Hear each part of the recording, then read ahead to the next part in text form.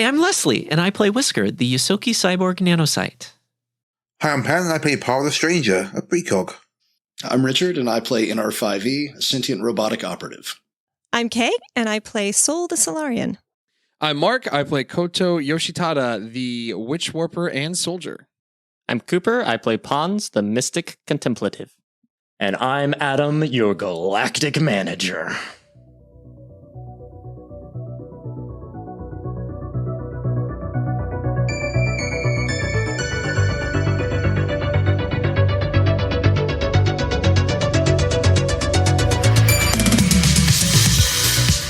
Welcome back to the Emergency Power Podcast. So, usually I do a little skit intro that people will sometimes give me like some nice pity laughs for. Thank you guys very much for that.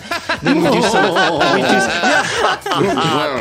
Thank you so much. Thank you so much. Then we banter a little bit. You deserve a popsicle. And then we get into the intro. But I'm going to do something slightly different today. Okay? Are we fired? So, 4 of us started playing this game over 2 years ago at this point. And we had 3 more incredible people join us halfway. Yes, this season is literally half the show now.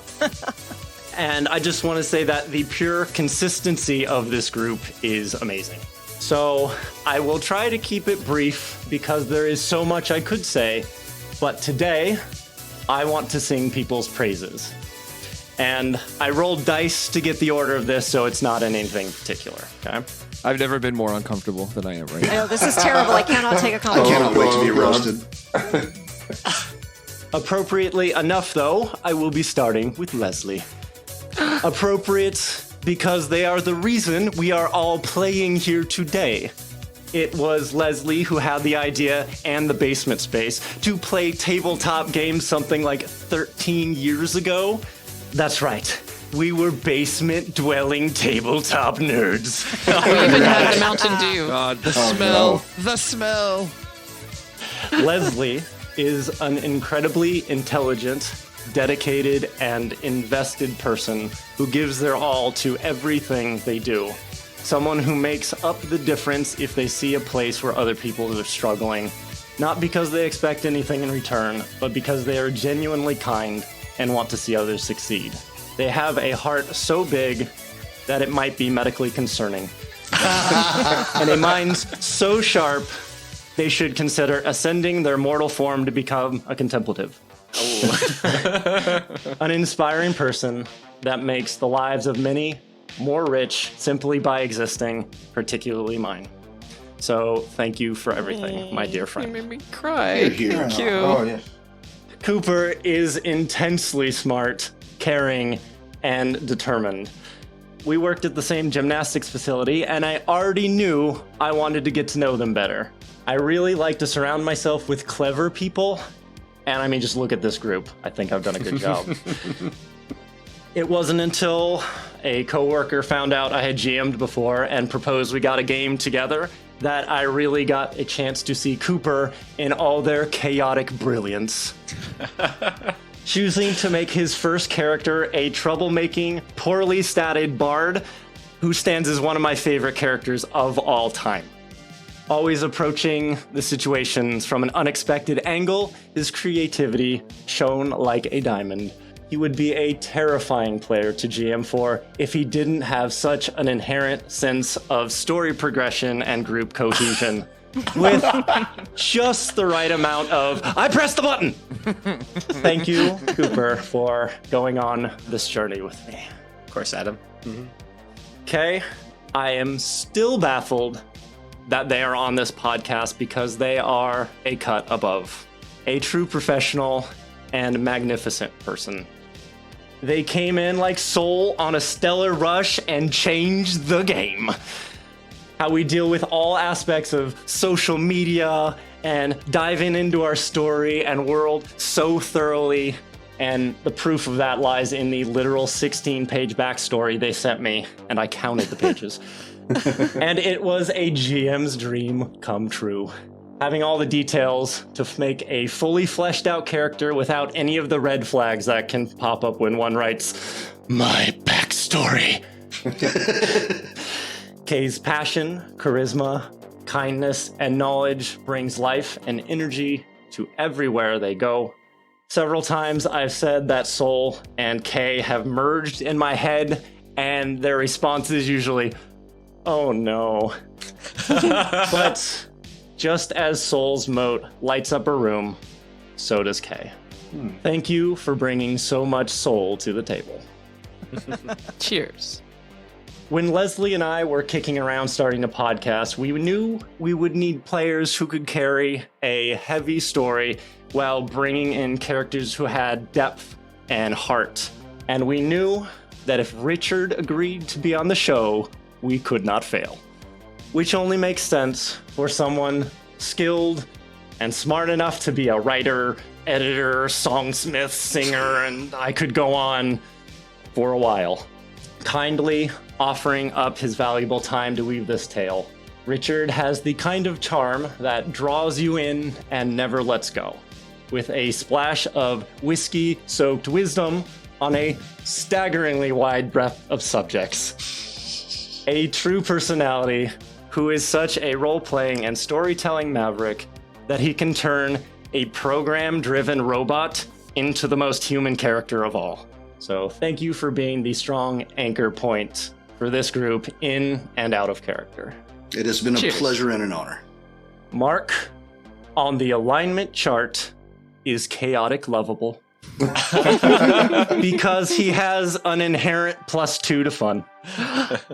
I got to play in a lovely campaign of his recently, and his creative energy propelled it to be a wildly fun and stylish, heartfelt story, which I enjoyed every moment of. Never failing to give his all in a situation, Mark is the kind of person you want to have in your life. His big heart makes you want to be a better person because you know that you've got a true friend and inspiration walking beside you. His playful nature never fails to get us laughing and smiling when the jokes hit the fan. And he plays his characters like he leads his life. Introspective, intelligent, witty, and dressed as sharp as a knife, honey. Mark's just nodding. Yes, this is all true. Go on. Thank you, Mark, for bringing enough energy to drive this podcast. Cheers. Yeah. Now, I have been told several times that I have a dry sense of humor, which is why Pan and I immediately got on like a house on fire because I think the British invented dry humor. You know, that and because Pan is an incredible, empathetic, engaging person who is so generous with their time that they routinely stay up till 3 a.m. just to record with us. That's a pleasure. Thank you, Van. Pan is so cool that when we started playing a stream together, I had to like stay calm because it was like meeting a celebrity in person. Because Pan brings a palpable passion to the many projects that they work on, and we are truly favored to have them on this podcast. And it will be a detriment to lose them when they either transcend this podcast, which is likely to happen any moment, or they must return to mourning the Queen, as is their civic duty. Of course it will be that. And how dare you, sir? Dare you? We are a people in mourning. This will not stand.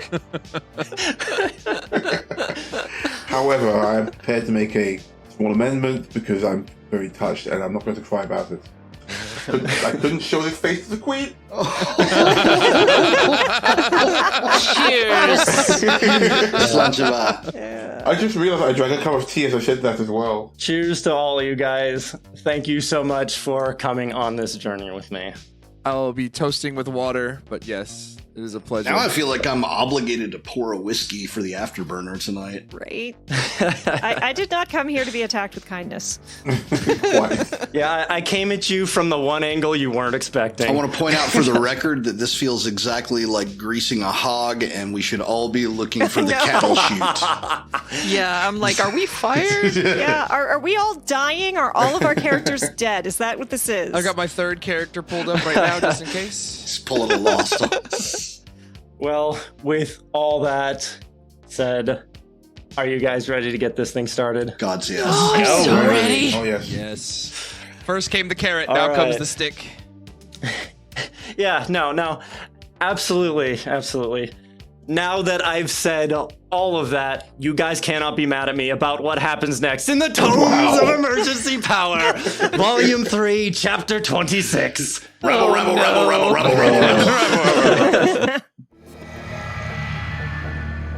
So you move up the staircase to Nerian's lab, and inside is a sterile room.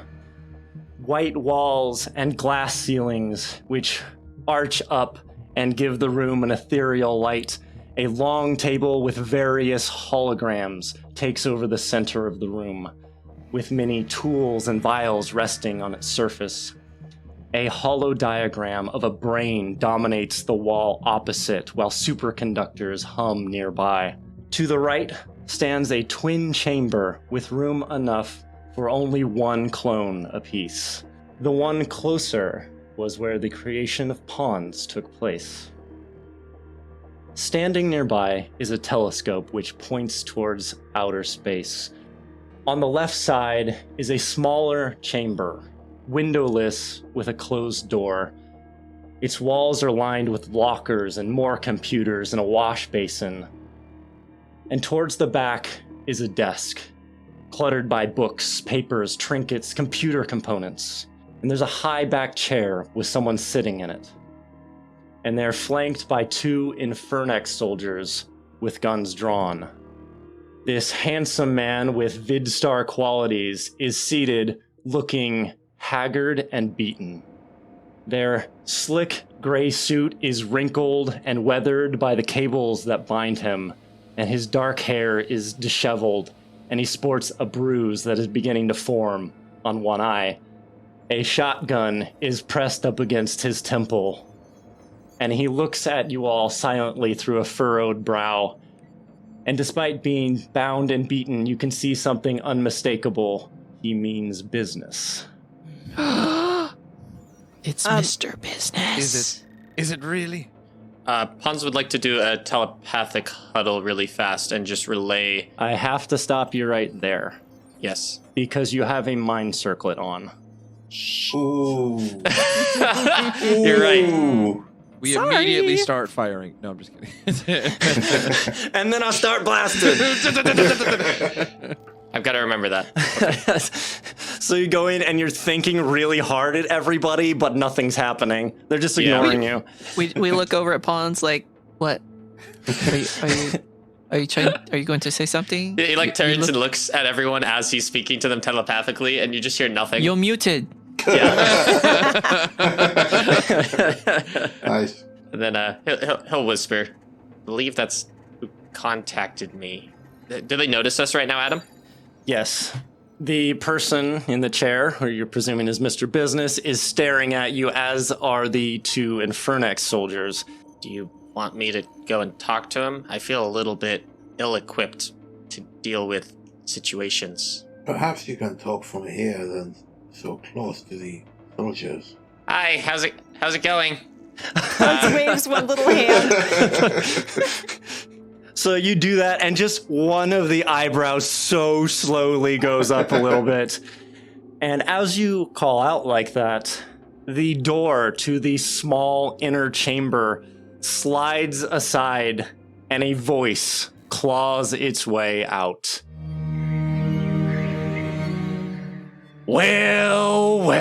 Well, it's about time. I was getting tired of waiting. And out steps the grim Dervish. And when he comes out, the view is something entirely different than what you had seen before. adorned in their crypt black suit, stands a creature that's roughly the same height as all of you.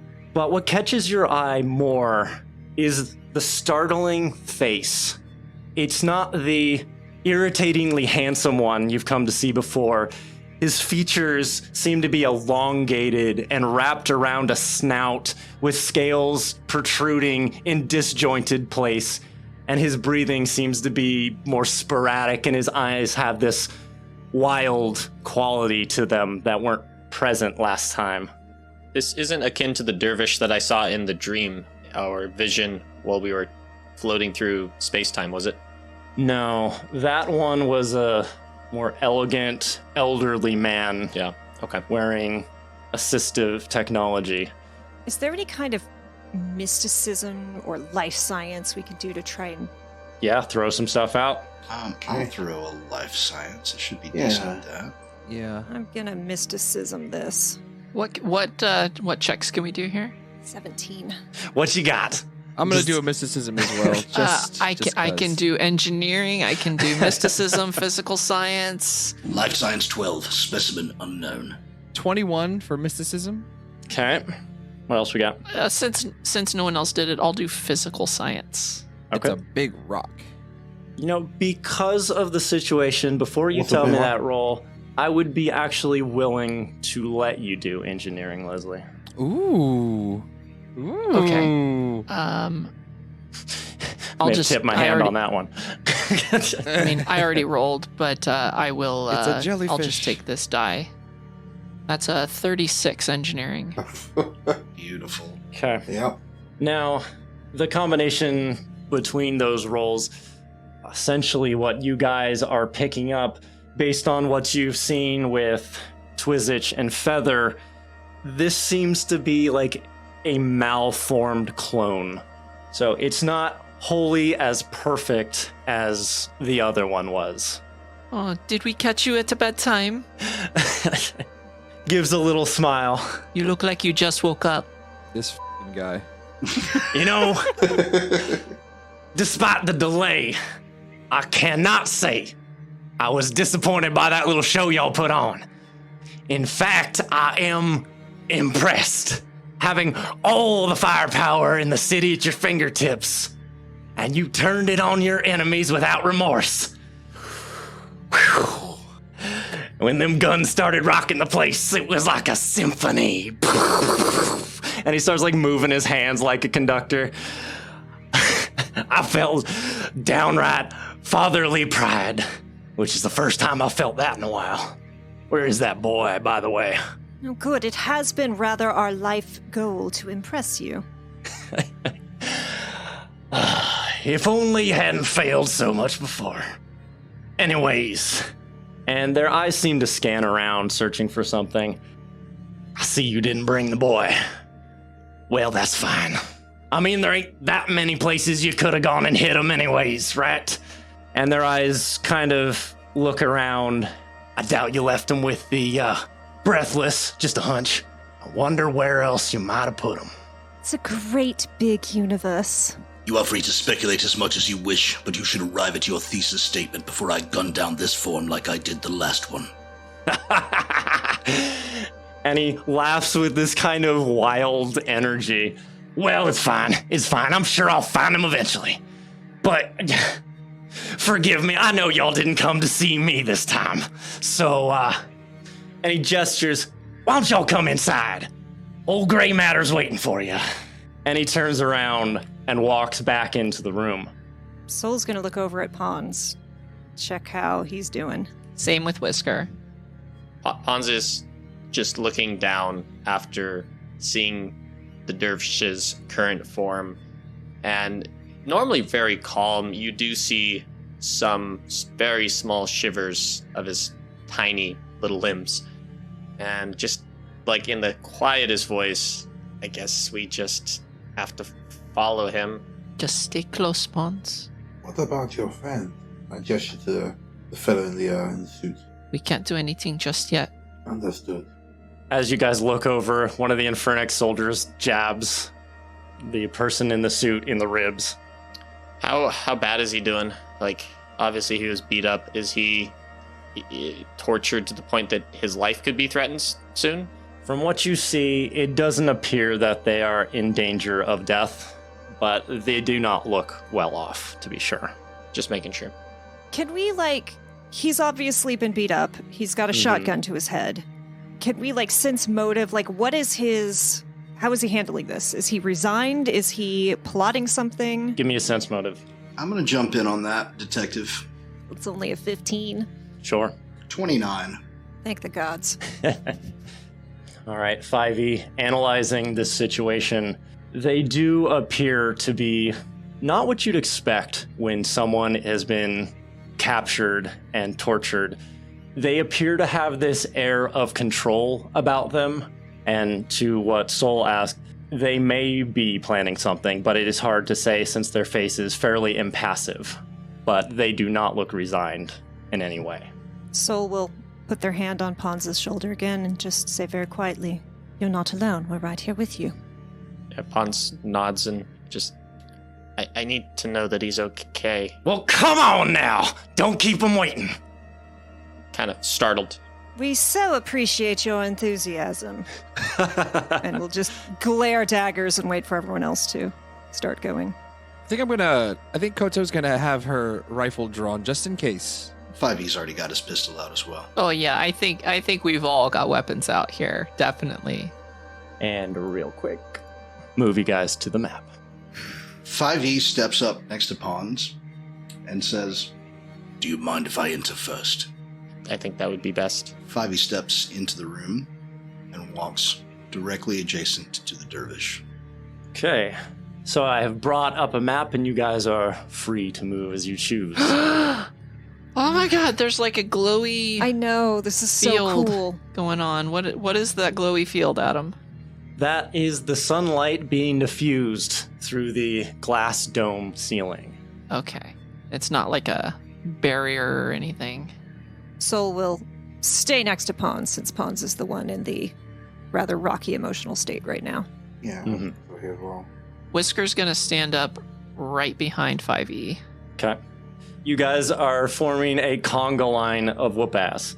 I love is what it. I'm saying. Actually, I want to go. I'm gonna go to the side of 5e. The cha is whenever we shoot our laser beams. Da da da da da pew. Yeah, I don't want to be in a straight line.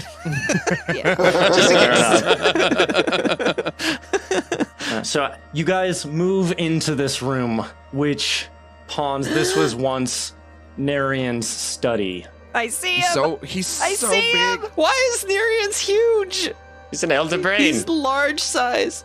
An Infernex soldier stands next to a computer console that seems to be rigged up to the chamber, and it all looks frighteningly like what you found in the Kurdan Manor. And even with you standing right in front of him, 5e, the Dervish stands before it and sweeps their hands wide and are illuminated by the glowing runes that surrounds and encompasses the tube. And he has this unhinged smile going on. Now, I had to do a rush job before your arrival because that pesky businessman kept me at bay for far too long. I almost missed the homecoming. But fortunately, this Akeshti body's got tendency and tenacity. Nerian's first clone and all that. And it wasn't as perfect as I would like, but hell, it is sure a whole lot of fun. So, go on and say hello. And he gestures to Nerians in this tube, who, as you guys have commented on, seems to be massively sized, much larger than you remember, Pons. What? Okay. The Nerians I knew was never this big. Pons, what's going on? If Pons could have a face of anger, that's the closest. Tiny little fist clenches. I'm sure you wouldn't mind taking just a step back so our friend can be reunited. Large smile at the Dervish. Can we tell how far along this process is compared to the one for Feather and Twistage Jr.? Yeah, go ahead, give me life science or engineering, please. Okay. That is a 35 engineering. Okay. So what you see happening in there is similar to what was happening with Twizzich and Feather. However, they are not showing the same tendencies, the growths of like a tail or horn or red skin, anything like that. Now, what instead you're seeing are these pulsing green veins. Oh, God.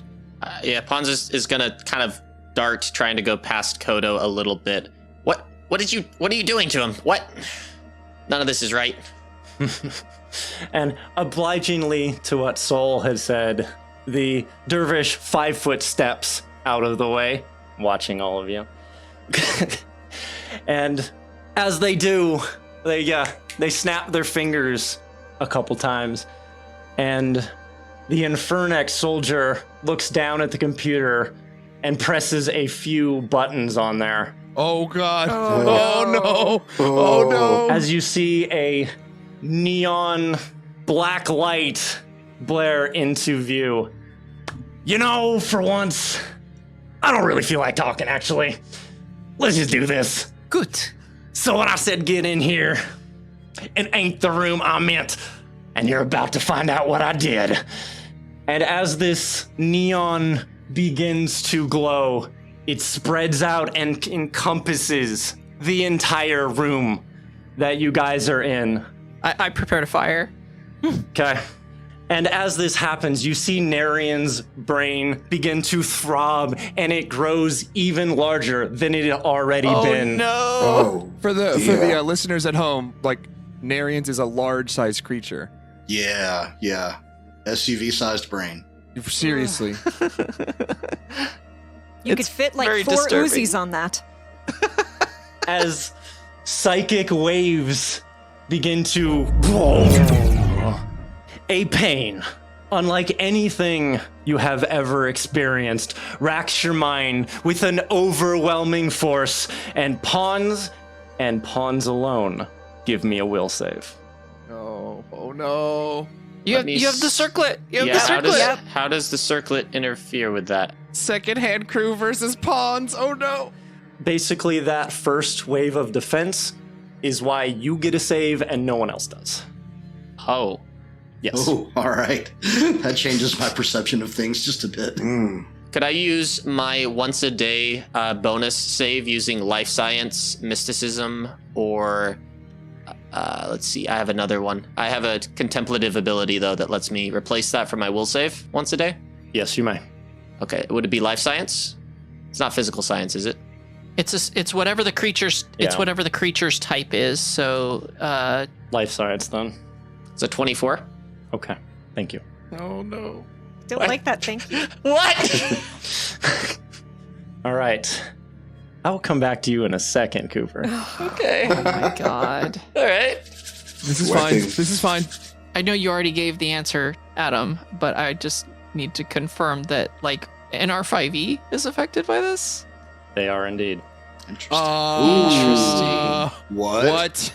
What? Huh. What just happened? What? Wow, okay. What? I missed it. Do it We again. have been map transported. changed. Yeah, I think Cooper saved, and maybe we didn't want Pawns to save that. Wait, what? We're on a map. The world is shattering, and the Dervish is huge. Everything's normal on my side. Yeah, no. Mm-mm. What's wrong with you guys? Adam has pulled everyone except Cooper into a new map. Soul's in bed. Soul's asleep. This is great. So everyone except Pawns, you blink awake, leaving a painful dream. And there's a haze in your head, and you feel sluggish, and your body feels unresponsive as you look around and realize that you have been here before. But of course you have, since you just woke up. A severe room of lined metal, and that hulking tiefling that's standing before you 3 times the size of before. And the rest of the room plays out around them, bending and stretching, as walls normally do. No. Whoa! That right there was a wild ride. Whew. Now let's see here. Whose head are we examining first? And they begin to look around. Inside of a ship, bare bones, officers' quarters if I had to guess. What are we thinking here, boys? Not rugged enough to be mercs. No Starfinder emblems. Private security. Absalom enforcers. Unity front. And then a large, menacing smile spreads across their now handsome features as you watch their burning eyes alight upon a figure that stands within the scene. IDF. And as you look around, you see more than just the second-hand crew. You see a small Ysoki woman wearing a green and white uniform, not entirely unlike that of Vin Harkion. Nima stands near a distorted desk, seemingly confused and disoriented. Nima. Whisker, give me a will save. Oh gosh. Slowly picking us apart with will saves. Oof. Oh man. While that's being rolled, can I just ask, can I see this? Because Soul is in a room with a closed door. Am I cut off or well, can I at see least this? you have a toilet. The rest of us are shitting our pants. Right? I am offended that the toilet is literally right next to the bed. That's not how you guys. It's across the room from the bed. That's There's it's like that 2 feet it's between the the toilet new and the bed. sci-fi studio apartments. It saves a lot of space and a lot of money for the developers. Just make sure it's on the feet side of the bed, and you're fine. Is this a mind affecting or sleep effect? It is a mind-affecting will save, yes. Okay, does it specifically target constructs? Not specifically, but it is Okay. inclusive. But it is inclusive. Okay. As you're looking around in this little room, Soul, that looks like a private quarters, you can see that fragments of the wall are missing, and beyond that, you can see what looks like parts of a ship floating through space. And what was that will save, Whisker? That's a 19? Thank you very much. I don't like the way you're saying that. Is this You know, the the- sun siren? Oh, it's very familiar to the Sun Siren. Oh, this is just too good. All right. Who else we got? What's going on back there? And as you blearily look across a fractured chasm, the interior wall of the Sun Siren breaks into 100 pieces that splay out and begin merging with another ship, one small and quaint, and in there stand 2 figures holding their head, a fiery mote orbiting each person. Soul is gonna give me a will save. Oh my god. Just let me know when I can attack because I'm desperately trying to shoot him right now. Oh, I know. Nothing's coming out of the finger guns right now. You're trying to move and you're just having so much difficulty controlling your body. Yeah, Soul is trying to throw themselves towards that other ship. This is not a fear effect, is it? It could be, yeah. Okay. Sure is I scaring like me. that. So that's a 26. Because I get Nice. a +2 to Thank you very much. rolls against fear effects. So as the dervish is speaking, like a wire snapping, Whisker and Soul, you have this sudden realization of what's going on, and you burst fully out of this stupor. And everyone else, even though you're having difficulty moving, you begin to understand that you're in some strange, warped mindscape, powered by Nerians, but guided by the dervish. Oh my god. And this place is not real, but it's just as dangerous as if it was. And this time, the fight isn't in your hands, it's in your minds. Everyone roll for initiative. Oh my days. And Pawns, I would like you to do the same. Oh. A fight on 2 fronts? Oh, this is fucking awesome. All right, why don't y'all tell me who's up in initiative? Koto rolled a 20, and the last time we fought the dervish, I lost a character, so I prepared with a nice little bevy. It's a morning bevy, but something tells me I'm gonna need it. Nice. You might. Absolutely Beer for fair. breakfast. Yeah. Beer for breakfast. I'll tell you what. All right, who's next? Tell you what. Power roll of 19. I have a cup of tea. Not quite as cool as Mark. Shout out your initiative and your beverage of choice. In R5, he gets a 16 with my bottle of water and my ice cream sandwich I ate off camera. Yes. Soul got a 12, and I am triple fisting with wine, hot tea, and water. Pun? You're doing what? What a combo. The drink goblin needs to have 3 drinks at a time. Lifted up 3 different bottles, by the way. It was not all in one No, cup. it's like triple fisting 100%. Yeah, and 2 of the 3 are purple. Excellent. You've got a theme. Whisker is coming in the bottom of the order on this map with an 11, and I am drinking. I have a water, and I have a glass of mead from the local meadery. I feel like this makes sense, Leslie, because you and I are the ones with family on the map. Yeah, And you have to wait. I know, it's terrible. All right, and Pons on the original map rolled a 2 for a total of a 5. Yeah, all 3 with family on the map. Wow. So we'll just settle up with that later. Let the strangers Oh, God. go first. All right, let's get this started. Koto, you are up first. Okay. Koto kind of looks out into this little mindscape, and she's like, okay, it's not a shift. I'm not hungry. I'm present. I'm here. She levels her rifle at the dervish and says, "You, in the name of the Wasty Space Armada, I will end you here before you have a chance to wreak havoc in this universe. Prepare to meet your maker." And she opens with the full attack of her laser rifle. Yes! Oh my god. I got big. My name is Inigo Montoya. Prepare to die energy right there. There it is. All right, full attack. There's one, and then here's the other. Okay, so I got a 19 and then a 20 against EAC. It's EAC, huh? Correct? All right, so you pull up your gun and you unleash 2 shots. And as you're saying this, they turn to you and like, what is the Spacies? What? And then these shots pass straight through them. And they do not appear to have made contact. Okay, that's her turn. Para. Okay. Seeing that the shot didn't do anything, I'm gonna try the old trick from last time. Par reaches out, twists their arm in the air, trying to ensnare the dervish in a time loop.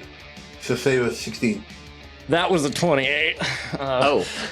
So they look over and the time begins to warp around them, and you see they just kind of dust off their jacket, and then it goes. And they look over and they like wave a finger at you like, I'll remember that one, and I don't think it's gonna work again, my friend. Oh boy. We shall see.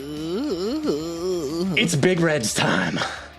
How about no? So they take just a little step over to the side and move right up in front of Nima. And they look down and they seem to be casting something. Now, seems like you appear to be part of this ship. Why don't you just go ahead and tell me all about it?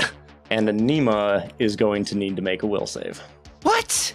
I feel like maybe this Wait. is more like an etherealness type of spell rather than Yeah, it but- is well- a dreamscape. Like, I thought that we were in Soul's mind, but now I'm like, is this being cast against the actual Nima from like light years away? I feel like it could Who's be. to say? Oh my god. Okay. I mean, based off of his powers, it seems like that's a total possibility. Seriously. Yeah, just like, because he's hooked up Nerians to like act as a big ol' antenna. Yep, conduit. Oh, I Nerians don't like is the this. metaverse. Nice job, team. As you see, Nima's eyes glaze over orange. Orange. Oh no, she's been possessed. She failed. You guys would recognize this from when you saw Balmer. Oh no. In R5E, you're up. Okay. That's a bummer. I'm going to take a step forward, several steps forward toward the middle of the room. Okay, go ahead and give me an acrobatics check Okay. as you move over an area of the floor that is no longer present. Hopefully 5e doesn't have too much trouble with a 31.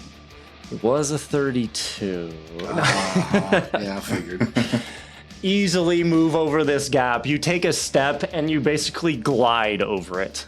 5e senses that we are not dealing with normal laws of physics and reality here, so he's going to attempt a sense motive check against the Dervish to determine how he's reacting to 5e's movement.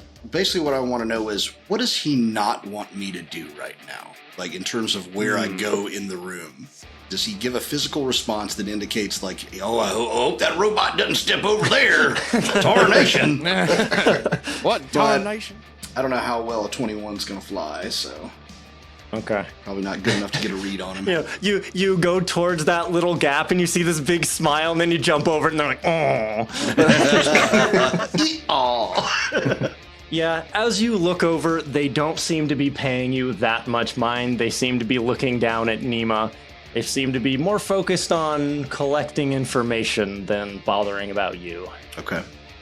I'm seeing a strange large circle on this map that I don't like. Don't worry about it. Don't worry about it. Someone's planning their next move. Don't worry about it. I have an action left, but I honestly don't know what to do with it other than I'm going to continue my movement to here. Yeah, here. Is that a hole?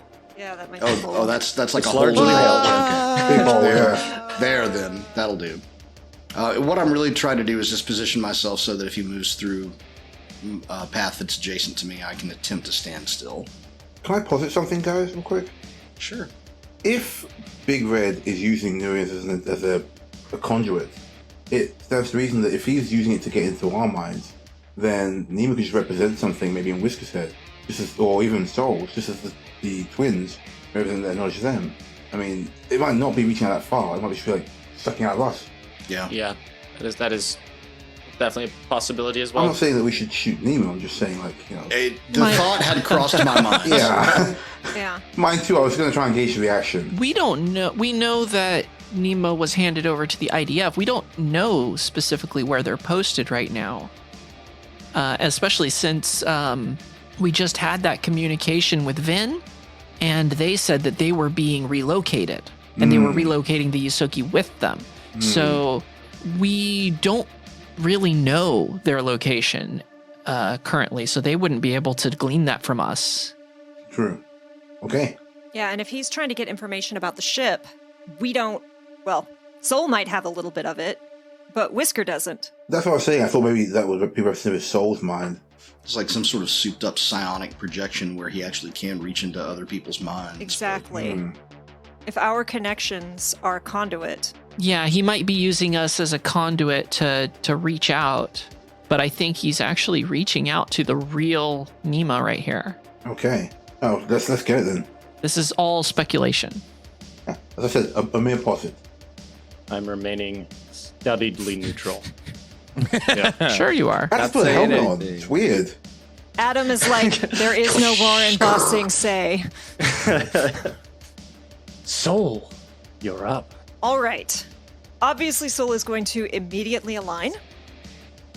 With the Dervish, Photon? you're going to switch sides? Pull Brandon? Yes, absolutely. I'm on the winning side. Thank you all kindly. It's been a lovely ride. Photon is my only option at this point. Mm-hmm. Okay, I got some questions. Throw him out. So I can see through this room, but it's going to take an object interaction to open the door, I assume? Or is that something I'm going to have to walk up and find out? How boxed in am I as far as the door is concerned?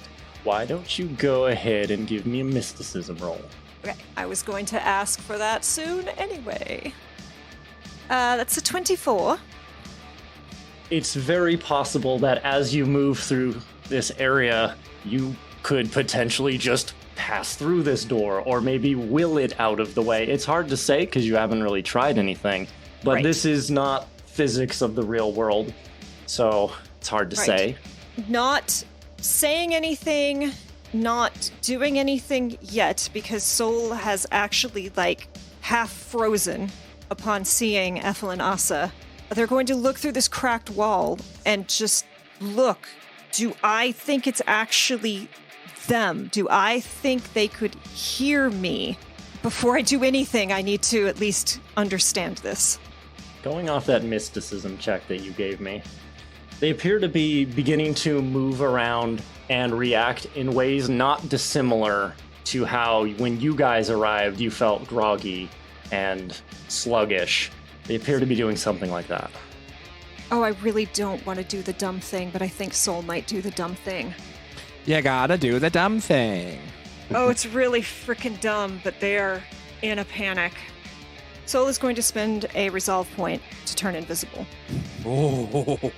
Interesting. And they're just going to shout, Ethel Asa, run! Get away from here! And they're going to draw their sword and move forward, just try. And then, hold on, I want to measure a thing. All right, so they are going to attempt to move through this wall only about 20 feet. And they're watching the Dervish, they're watching the Gemelli through these half-shattered walls. And that is their turn. Okay. Whisker. Oh my gosh. You, Jimang, Nakange Pensa, don't you touch her! And I am going to run up 30 feet. Will put me here, right south of the Dervish. And I'm gonna attack him. Should I know you? Did I miss one of the clan? Because you look familiar, but I don't know you. You know me soon enough. Here comes the attack. That's a 22 against KAC. I'm sorry. No, really? No. Holy crap. Yeah. Okay. All right, and I'm going to spend a nanite surge as a swift action.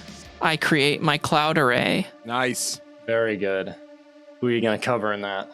I'm going to cover 8 squares. Nanite Surge puts it around Whisker, NR5E, and Nima. Nice. Very good. And that is my turn. All right. So we're going to cut away from that for just a moment. Oh my god. Pawns, you watch as all of the other second-hand crew members fall to the ground. The only one left standing by the end is the Dervish. And they have their arms still stretched out, and their eyes are closed and their chin is to the sky. And then after a moment, their eyes open and they fall upon you.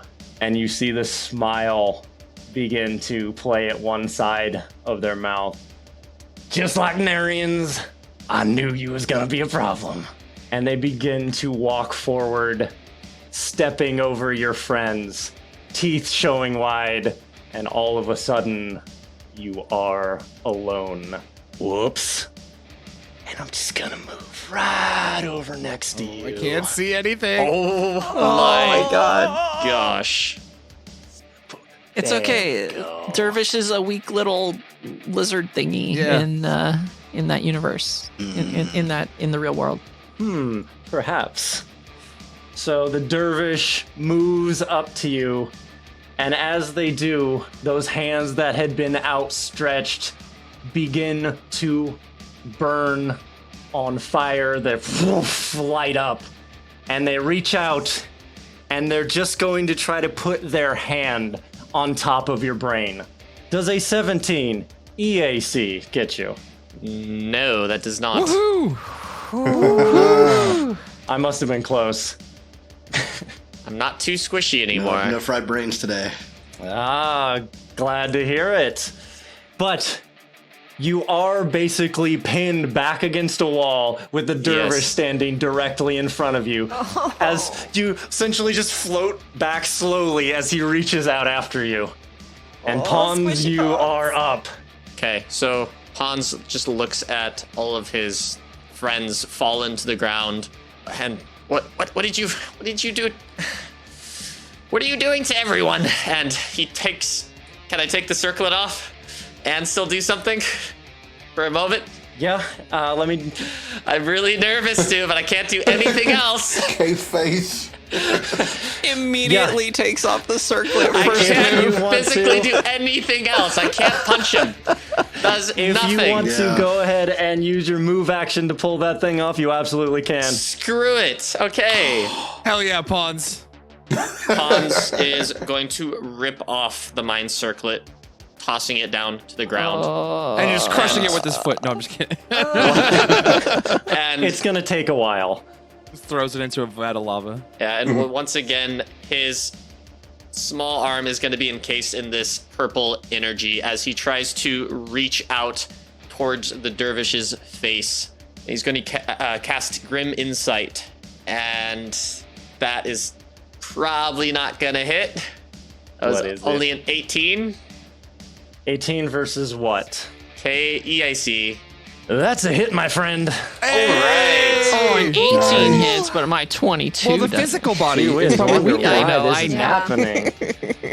Okay, so with that hitting, he needs to make a will save to prevent the secondary effect for it. You got Get it. it, pawns. Pawns the aggressor. That is a natural 1. Yes! Oh, heck yes. All right, he is shaken, and then he is also going to take a whole lot of damage. So let's see what that is. He's going to take 32 psychic damage. Holy cow! Suck it, That's a horny lot of boy. damage. And the shaken, he is going to basically Shaken, flash- not stirred. Yes, he's going to get a -2 to almost everything. His saves, his attack rolls. Any skill D20, checks. I think, is a shaken. Yep. And then he's going to have the vision of him melting in his current body flash through his mind. Damn, how much damage does that spell do? And how long does the shaken last for? The shaken is 1 round per level, so 8 rounds. Oh, Wow. Okay. Pawns, You got play it. of the game right there. Yes. Shout out to Pawns for throwing off the mind link circlet. Yeah, now what happens, Adam? That's what I'm nervous about. I'm so nervous he's going to be joining us. Yeah. We'll see in a minute. I mean, that's not Okay.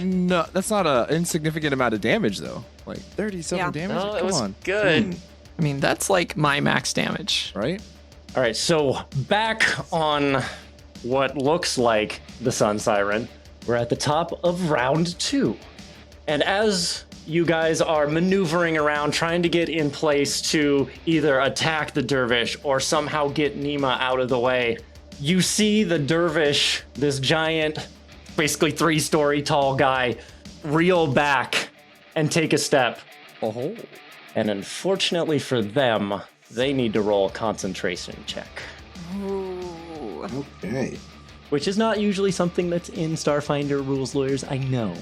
it's just one of those weird things where like it is in Starfinder, but it's very, very hard to find out how to do it in Starfinder. Yeah, most of the time it's just you spend your standard action to continue concentrating. Exactly. But I instituted this at the end of season 2 that sometimes the big bosses will have concentration checks. It makes sense That is that, the a case that a here. boss would have more actions, Right. in certain It's situations. a boss. And as is Like a true boss. to my rolls, that is a crit. Yeah. So they Fail. maintain their concentration. critical You've tried that failure? several times, Leslie, and it's never going to work. So they maintain this hold over Nima. However, they seem to be set back for a second. Koto, you're up. Koto is going to move north 25 feet to get right in front of Para. While she's moving, she's going to go ahead and put her rifle back on her back. As she gets in front of Para, she's going to say, okay, so weapons don't seem to be affecting it right now. Let's try focusing on magic. Sounds like a good idea. And then let me just make sure I'm in the right spot for this for range. Okay. So then Koto begins waving her arms. Her wings get covered in that rainbow-colored energy once more. They turn into old, cut-up, sharp circuit boards, and she flings junk shards at the dervish. The dervish just needs Okay. to roll a reflex save. That is a 10. That's a failure, so you take 12 points of piercing and slashing damage. All right, you throw this over, and the image appears to actually get cut this time, as opposed to before when things went straight through it. Nice. Take that, bastard.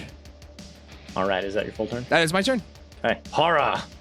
Taking Kota's lead, Para steps off on the side there. I'm going to use Overheat. Okay. Does Dervish have to make concentration checks from getting hit by Koto? That's a good question. Might I be would say only yes. in the real world. Make a reflex save. That is a 20 total. It takes half damage, so that is 5 damage. 5 damage? Okay.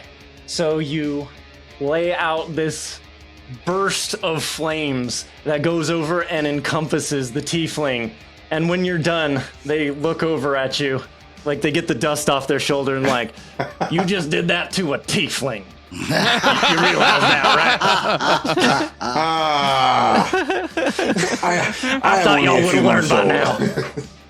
As it comes back around to the dervish's turn once more, he looks down expectantly towards Nima. Well, why don't you just go ahead and start telling me where you're at right now, where you're going, just all the fun details you feel like giving me right now. Nima, don't say anything. I'm aboard the Sun Siren ship of the IDF. We are heading towards Castrovel. Crap. Wow, okay, I was not right. Well, thank you very much, little lady. And they appear to look away from Nima as if they no longer care for their existence. And you see the orange fade from their eyes as the dervish looks across a gap at another ship. I wonder what knowledge they got. Voila! And I'm just gonna move them over right to the edge of this chasm. And if Attack of anyone moved opportunity, away, please. can use attack of Oh, opportunity. nice. Thank you. I want to see what's going on. Don't think he's within my reach, so. Sorry, Cooper. All right. That is a 27 against KAC.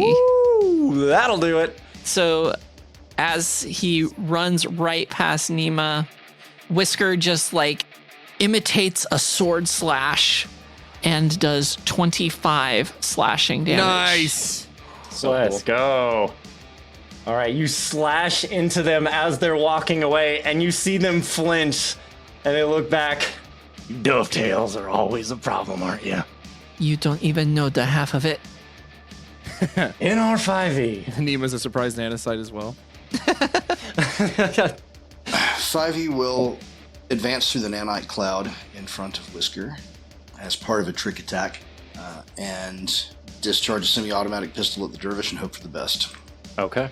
Sense motive for trick attack is a 37. Spicy. The attack roll is a 22 against KAC. 22 against KAC. Sorry. Oh, wait, but he's flat-footed because of trick attack? That is a good point. Yeah. Because I made the trick attack, so Correct. he's flat, Yeah. flat-footed. That Flat-footed makes to your sense. attack. Then that will hit. Yeah. Yes. Oh, All right. Sweetness. All right.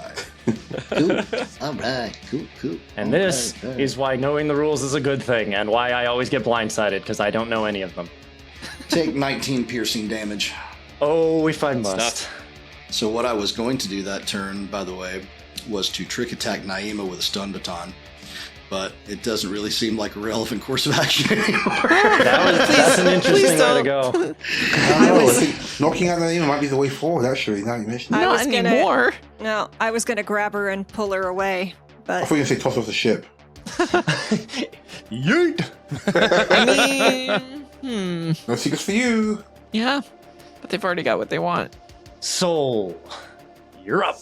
what have these god's damned siblings done, if anything, since my last turn? Why don't you give me a perception? They're sitting there munching on Because popcorn. everyone is standing in my blast radius. It's only a 10. Just hang out. Yeah, I think there is just so much stuff going on, and in the way, it's kind of hard to tell what's going on over there. They haven't physically moved anywhere as far as you can see.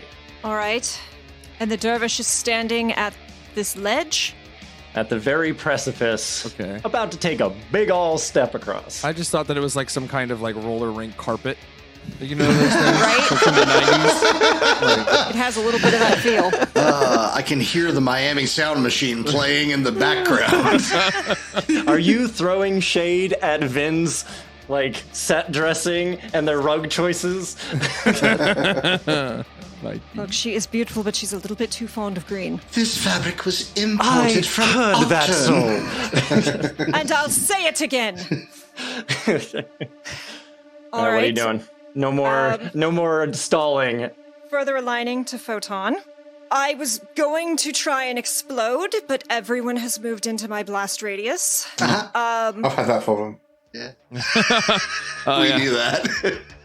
This is ill-advised, but I believe I have exactly enough space to do this. Tell me if I'm wrong, GM. I'd like to bull rush the Dervish. Yes! Good call. Interesting. If Send you him give into me space. an acrobatics check, please.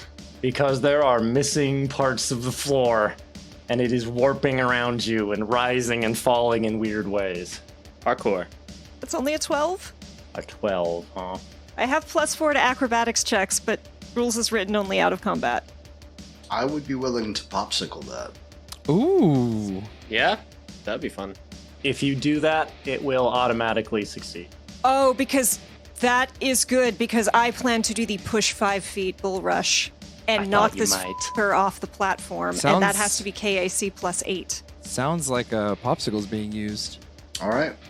Or if there was going to be a time. Yes. Whoa. If there was going to be a time. Yeah. And, oh, wait, does it? Oh, no, that doesn't Fights matter. with the Dervish are not times to hoard popsicles. Yeah. Do we have a space manipulation left from Para? No. They will use No. it. No. Oh, The tower So- took it out of him. Yeah.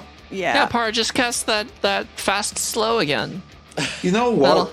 You guys rolled bad. You guys rolled bad. Okay? You guys rolled bad. It was not me. You Man. guys rolled bad. That is fair. really mean. That is completely fair. No further questions. You know, Pan, you could just retort like, "Why didn't you roll better?" Yeah, Yeah. just roll better, guys. What the hell? I just gave you guys the opportunity. It wasn't my Don't fault. use one You haste? failed. Right? I personally So love if you this. just waste it. Okay. Soul smash into my giant tiefling, please. I am attempting and not having. Technically speaking, so number one, I am invisible, so this breaks my invisibility, which is annoying as heck.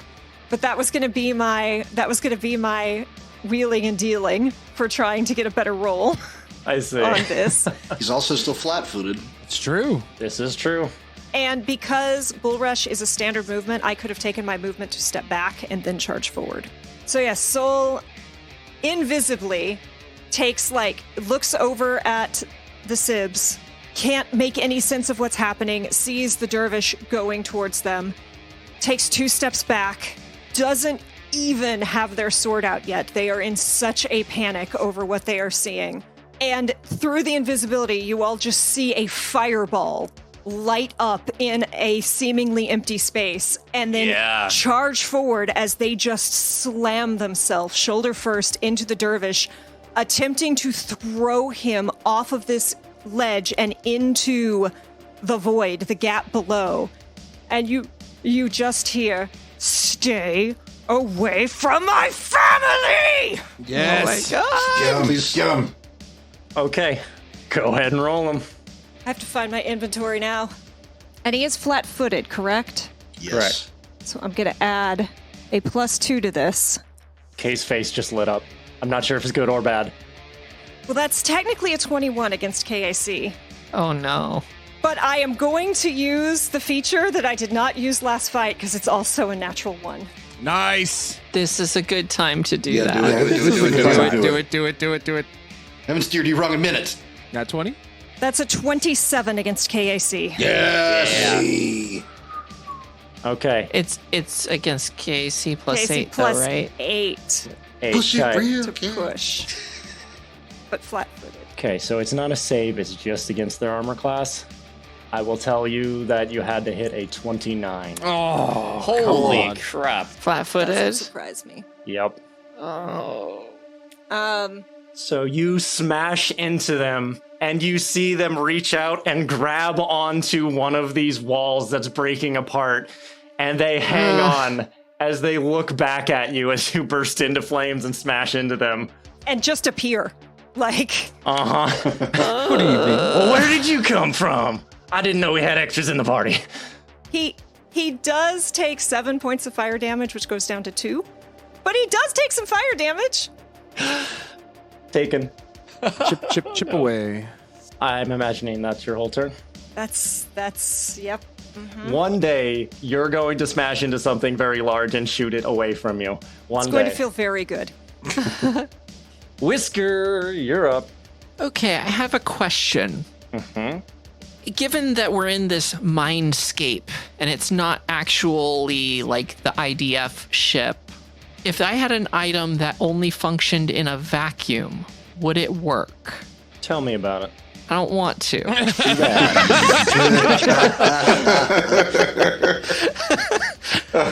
No. So it gives me a fly speed, but it only works in a vacuum. Yes, that would work. Okay. So, as my first action, as a move action, I dissipate the cloud array. You see it just, the nanites just kind of like reform and follow back into Whisker. And then they are going to form into these like solar wings as I construct with my gear array a augmentation called Void Flyer graft. And so these like paper thin butterfly like wings appear behind Whisker, and they grant me in a vacuum only 60 feet of fly speed. Wow. Amazing. And you just see Whisker like take one big puff with the wings and jets across the entire chasm to stand in the way of the two siblings. Nice. All right. That's hardcore. That's very a good cool. friend. As you go by, the dervish is going to take a swing at you. That is expected. Not today. I can't Natural even one? with We're this. back to it. I love when you one. do that. Another one. Not one. Ooh, So a I nat need to one? roll and Yeah, see roll to if confirm. I have to take some cards from this. Right.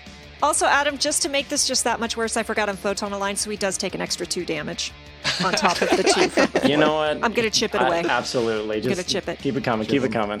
Chips ahoy. Wait, are we level 6? Are we level 7 or 8? 8. 8. I get another D8 on that. 3 more. You got it. Sure. Ha! I forgot what level we were.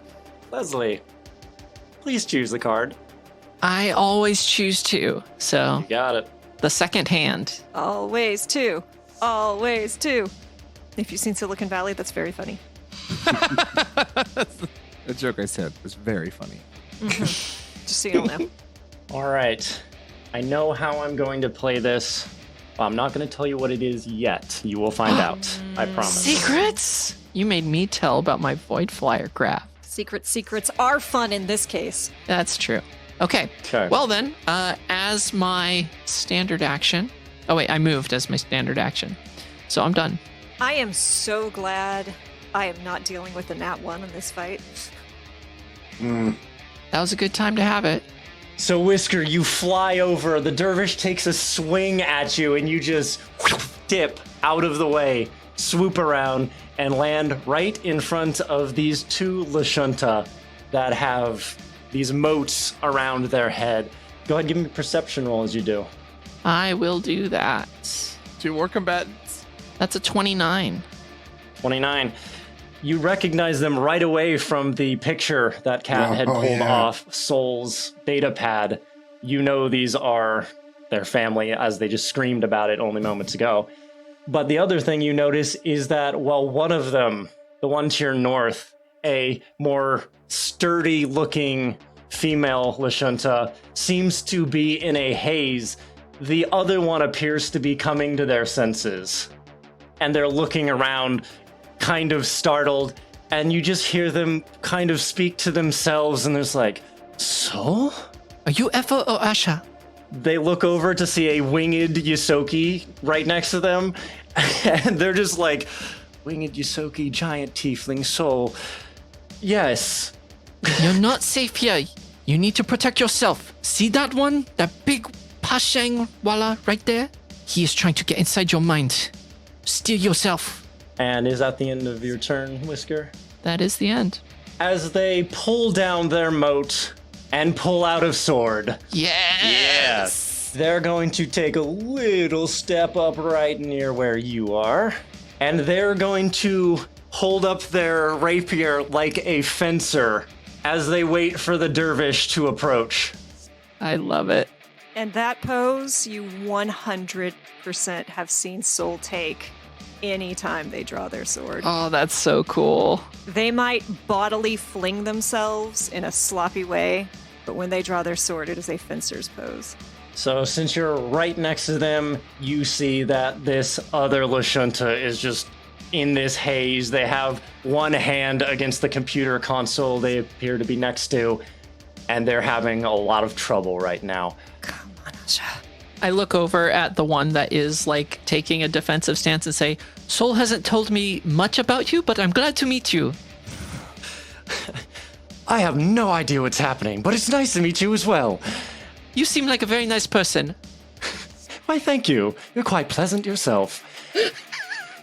It's so awkward when your family meets your friends.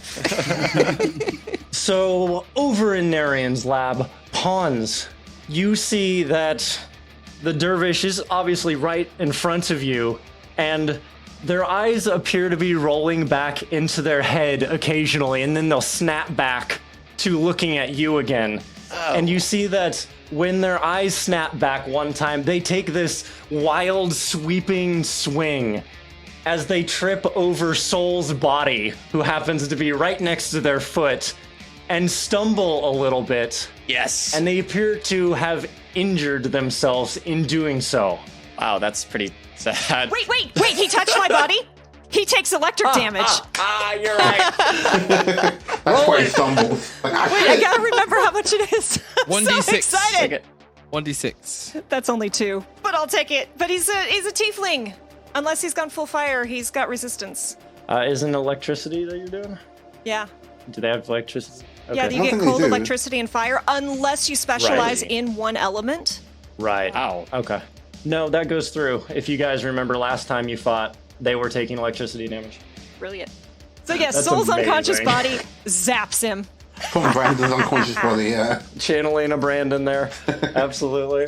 Yeah, so they bump into Soul's corpse and then, not corpse, they bump into Soul's body and take a weird swing as they snap back into this. And they look at you, Pawns. Well, that's what the natural one did. That's what the natural one did. Oh, this is perfect. Okay. I'm so happy. Oh, I see. Very well then. And they're gonna move back across the room away from you to the computer console over there. Okay. Okay. And they appear to be preparing to do something, but things didn't go well for them minutes ago, so Pawns, you're up. Okay, so Pawns, seeing the dervish fall and give him the opportunity to actually cast a spell without consequence here, he is going to form a portal below his feet as a secondary portal appears on the north side near actually the computer that he traveled to, right there.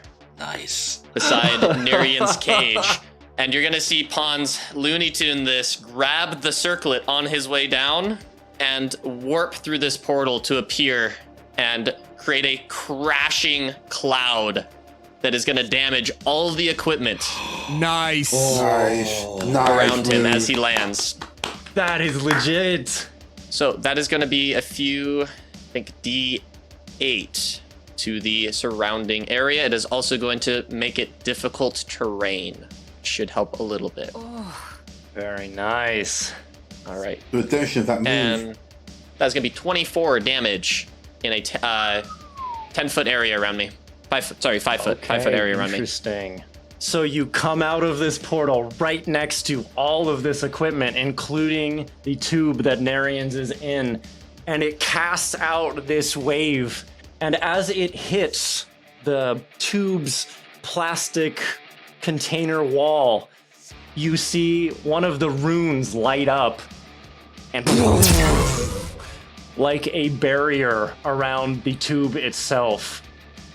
But you do see it damages the technological components all around you, including part of the computer that he was moving towards. All right. Okay, and then am I able to still use my move action to continue putting the circlet back onto my head? Yes. Okay, perfect. Yeah. That's the end of my turn. Nice round. That was so good. Yeah. That was so So happy with good. that. Smooth move. Love that. Okay. Very well done, Pawns. Yeah. The opposite of touching the explosive runes in the fireplace. Koto, you are up. Some redemption for that. Yeah. Okay, so Koto looks over to Para and says, if there was ever a time for us to execute our team-up move, now would be the time. I thought you were going to come up with a cool name for it. The name will come later. So you guys not have time to brainstorm cool names yet?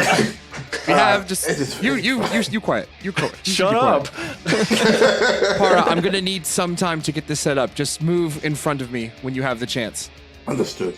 All right, so Koto will begin moving her arms in a circular fashion, forming her infinity lash. She grabs it, turning it into that rainbow-colored whip that she uses. And then for her second move action, she will expend a second-level spell slot to empower it up. So, like, at first it starts glowing with, like, rainbow energy, but then as she focuses on it, you see it become a little bit thicker.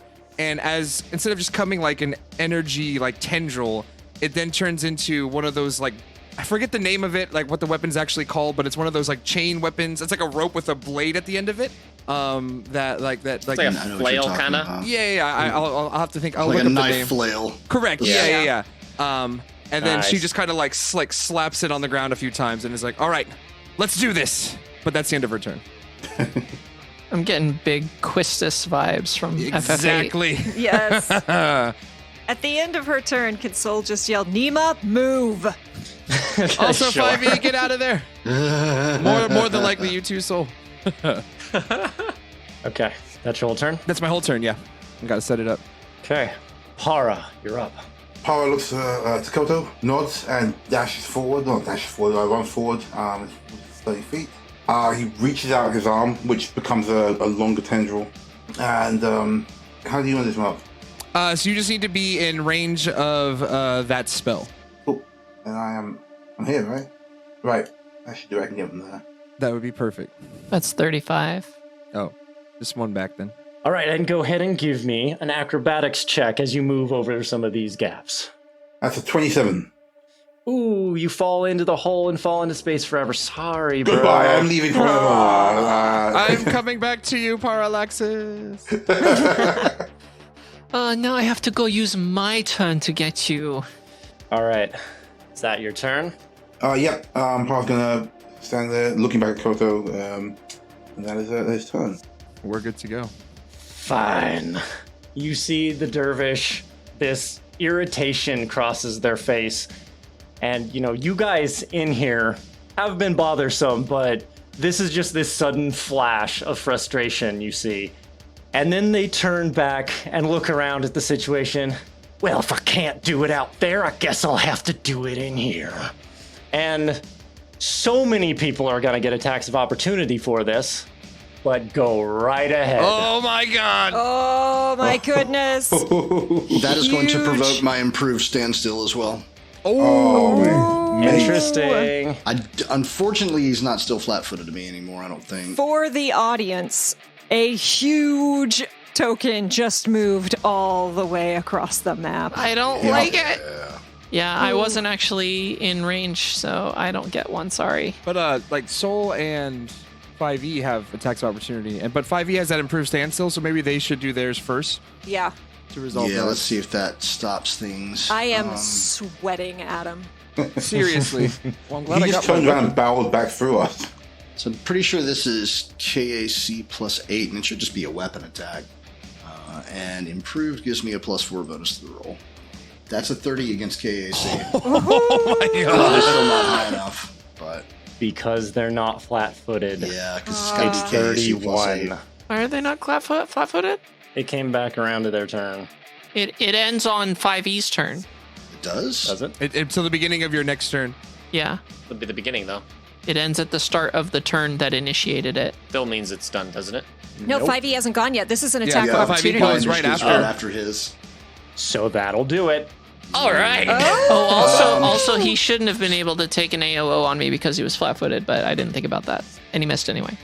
Yeah, it worked out way better for you anyways. You He certainly ain't tried. going anywhere Yeah. right now. Stand there. I got to zap him. Oh, and also he should take damage from this. Yes. 30. God. I rolled a 27 against KIC, so I missed. 18 sonic and bludgeoning. Adam's just thinking, why didn't I go with the Pawn's army in this last fight right now? Oh no. We're just fine, thank you very much. Break out the mini Oh brains. no, that means it's coming next. Bring out the dancing lobsters. Yeah, 5e just fires off his mag boots to steady himself as he whacks the dervish with his sonic repressor, and it bounces his body back toward the gap in the void. Tell me he like pointed back behind the dervish and then swung. Aim for the fences. That would be bluff based, not sense motive based. I don't lie about hitting people. Could you imagine a robot? Its whole attack scheme is look over there. Sucker punches. If it works, it works. Now I want 5E to have like a hidden like boxing glove in their chest. That What is it? The Boing. like the green arrow has like the dart arrows and has a boxing glove on the end of it. yeah.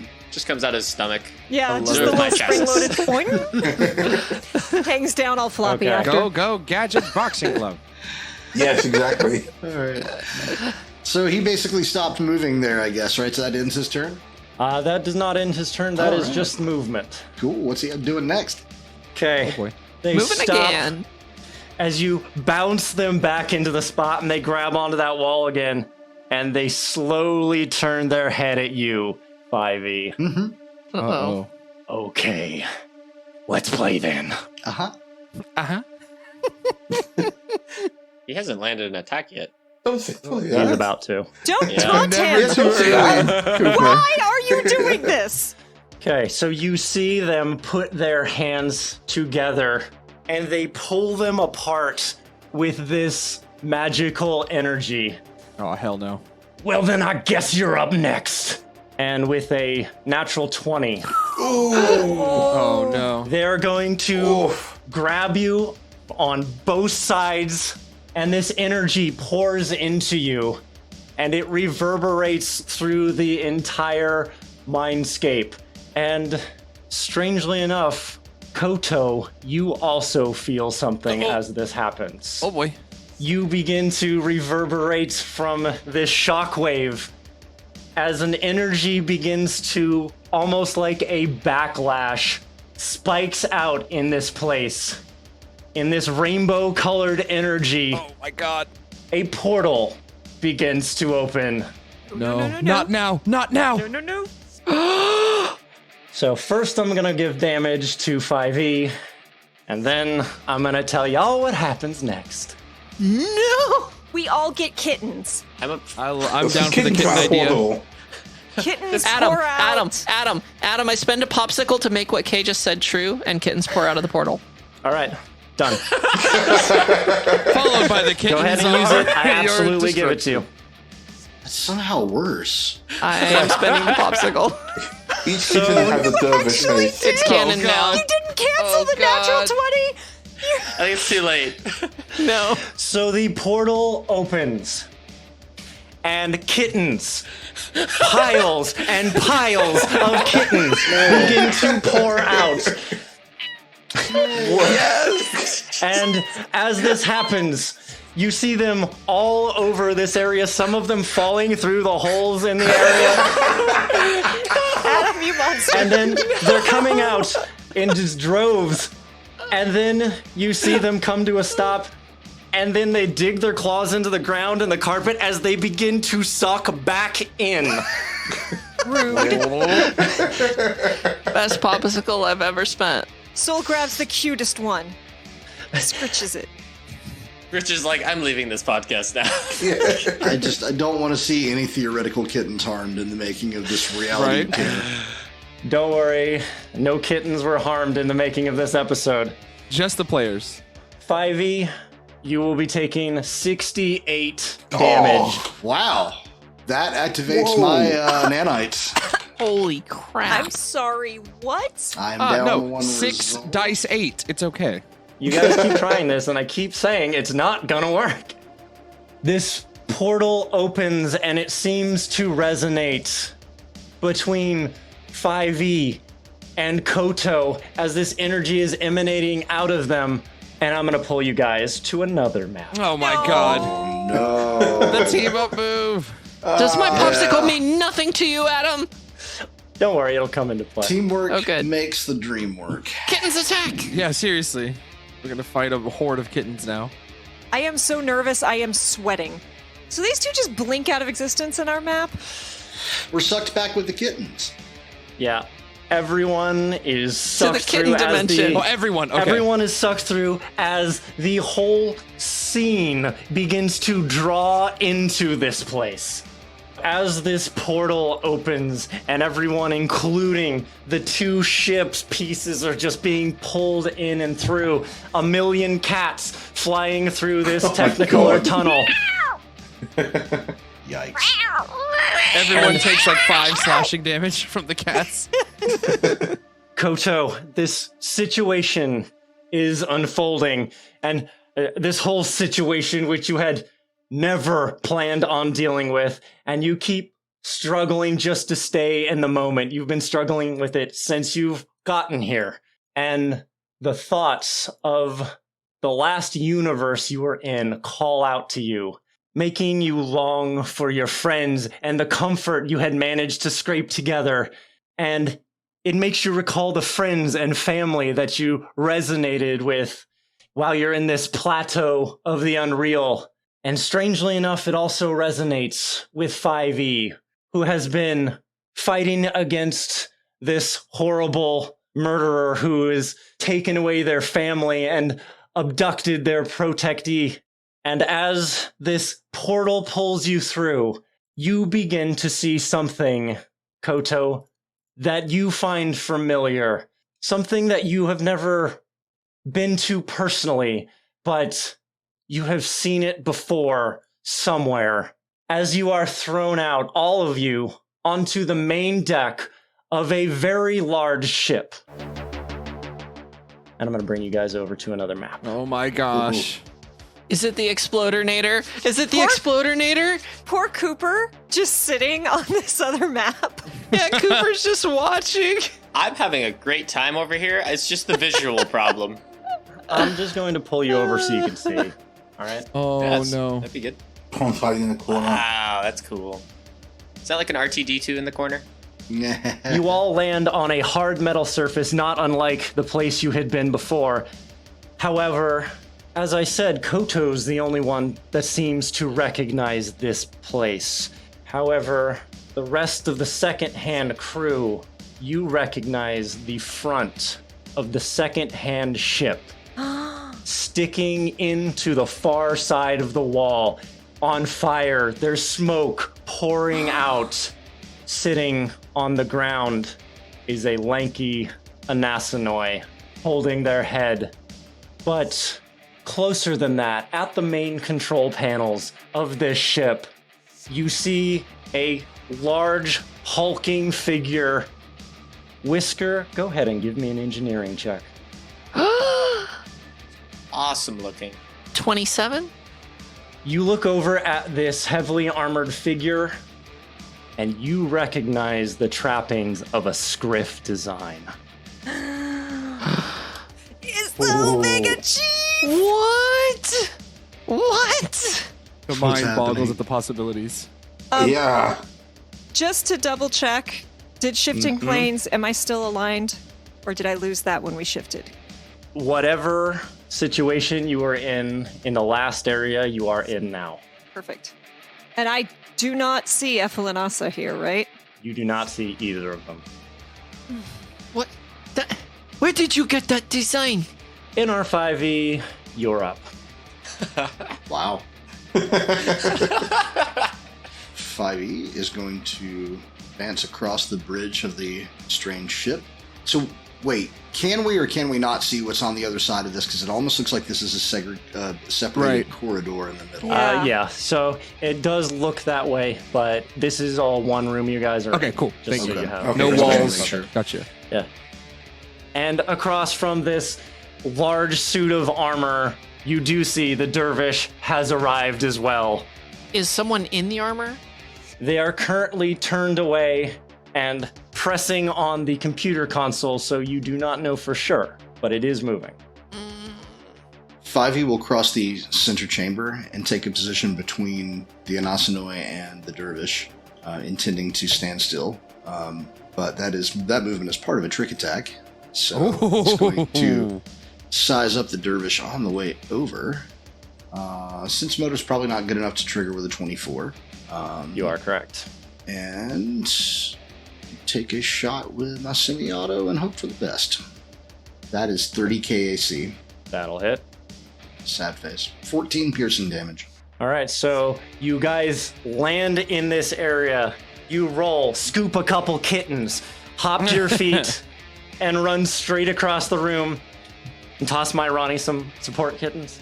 If anyone deserves a support kitten, it's my run. Yeah. Take this. And then as you do, you drive by, take a shot, and hit the Dervish in the chest. Soul, you're up. All right.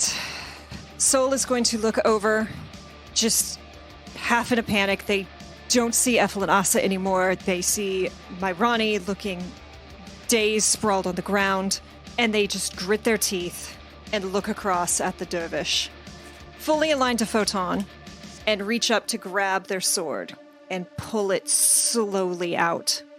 And something a little bit different happens this time, because that second mote that they have, that's kind of this silver azure, kind of the color of their skin, it almost seems to hit the sword, which has always been this delicate silver rapier, very opposite of all the flashy gold that they are. And there's almost a faint corona of colors around it now. Hints of green, like the green of Para's eyes. Blue, like in our 5e's LEDs. Rusty orange, like Whisker's nanites. Faint pink, like Pons' brain. White, like Koto's eyes and hair. Black, like Myrani's eyes. But it's more than that, and as you look, you get... They're not really colors, but they're there, and they're impressions of not just the colors, but the people. Purple like Taiye's scales, and tawny brown like Scriff's fur, red like Jasper's glasses, baby blue like Brandon's tie. And it goes on and on. Faces and impressions that you don't, of people you don't know, that you've never met. Shades of green like Uzi and Boa and Vin's hair. Dark brown like Reb's fur. Countless glimmers of colors. Because something has finally started to snap into place. Because as much as Soul has always tried to be a star, as hard as they have tried to shine on their own, they're not. They are a moon, and they shine brightest when they reflect the light of those around them. Oh, that was beautiful. Happy Pride Month, kids. Happy Pride Month! This episode's not airing during Pride Month. No. It's always Pride Month somewhere. There it is. And just with not quite the seething rage you're used to seeing with them, but also not with the arrogance you're used to seeing, they move quietly and deliberately forward. They walk directly up to the Dervish, holding his eyes, and he's going to need to make a save as Soul simply goes supernova. Yes! Oh my god. Let's go. Yeah. That's no moon. That's no. It's a reflex save. Hello there. General Dervish. Imagine you'd be taller. What does it need to be? 17. That's a fail, my friend. He's still going to get some resistance because this is fire, but that is going to be 9d10 fire damage. Holy cow. 96. I'm sorry. You're right. I clicked the wrong one. He immune? He's not immune, but he has resistance. So he's either got 5 or 15 resistance. I don't know which, based on his stats. But 96 damage. It's going to be 30 points of fire damage. Nice. Hey. As without any swagger, without any posturing, Soul simply stands, turned sideways, sword ready, waiting. You also get to add your photon 2. mode bonus. Yes. Stop adding things on top of this. No. 32 points of fire damage, reduced by his resistance, but heck you. That'll still do some. You walk up and literally go off. and And they are no longer on fire. and they burst into flames. And 5e, you're almost singed, but you're just barely okay. Nah, it happens. The nanites will clean it up. All right. As Whisker, you are up next. Oh, Whisker moves up, not quite sure, like stands right between this Scriff design power armor and the Dervish. Is the power armor still back to us? It still is, yes. Very upset at the existence of this without consent, but it's not doing anything to us right now, so going to attack the Dervish. Oh, I thought you were going to attack the power armor. I thought about it, but there is one threat that is currently greater than the other. That's a 25 against KAC. That'll hit. And you're going to take... It's going to be bludgeoning this time. As just this giant nanite fist whacks you in the chest for 30 bludgeoning. Yes. Oh, okay. 30 bludgeoning. Good lord. That'll wake you up. Bonk. You are not getting away this time. What is it? Kakipensa. Nakange pensa. All right, so you move up just after this explosion goes off. Kittens are scattering, jumping through walls and just teleporting away. Just they're just disappearing back into whatever mindscape or I don't know. Somebody cast summon catnip. But they're scattering in all directions. I feel bad for the kittens. As this explosion of fire goes off, it seems to catch the attention of whoever is in fact inside this power armor. Oh. And they turn to face everyone, and it just is this stomp as they turn around. This is such big power armor, too.